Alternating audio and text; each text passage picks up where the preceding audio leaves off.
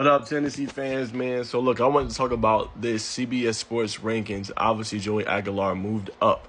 I don't think it's really anything major to talk about. I mean, he moved up from 48 to 39. I mean, that's not that big of a difference, right? But we know he balled out week one, y'all. Like, come on. We know Joey did his thing, 247 yards passing, 3 tubs. So, yeah, I think for Joey, right, it's just continue to be consistent, right? East Tennessee is not going to probably prove too much, right? Solid football team, but I definitely think Joey should be able to do his thing, right? Just follow up your performance from last week. Throw for about 200-300 yards, couple tubs, good.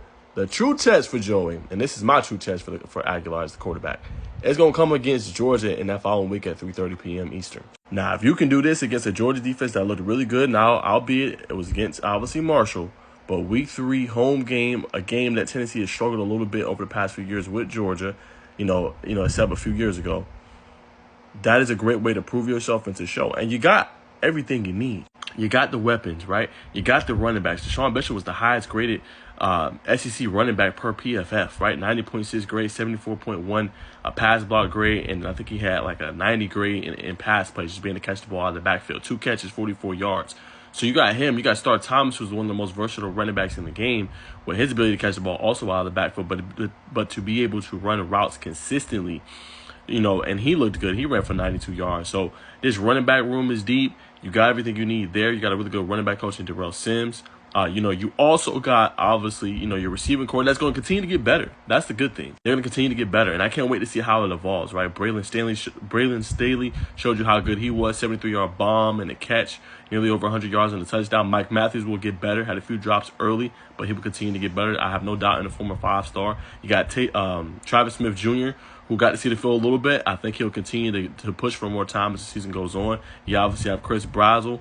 So you got all the weapons you need in order to be, potent. Now it's just being consistent. And the crazy part is they don't need him to go and beat Georgia, right? They just need him to have another solid performance, right?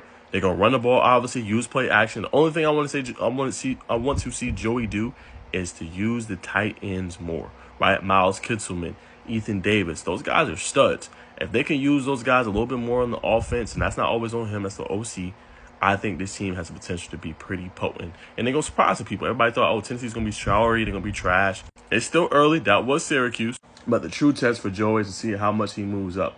It's certainly, that game is definitely going to be up against Georgia. So that's when I'm going to know how for real, how good, how lethal, how elite Joey Aguilar is, man. But this ranking moving up 9 spots, don't really make me that excited, you know what I'm saying? But the game is Georgia, and he'll get to prove to the college football world how elite and how lethal he is as a signal caller, as a pass catcher of the football. Can't wait for that one. That's my true test for Joey, but a great opening week start.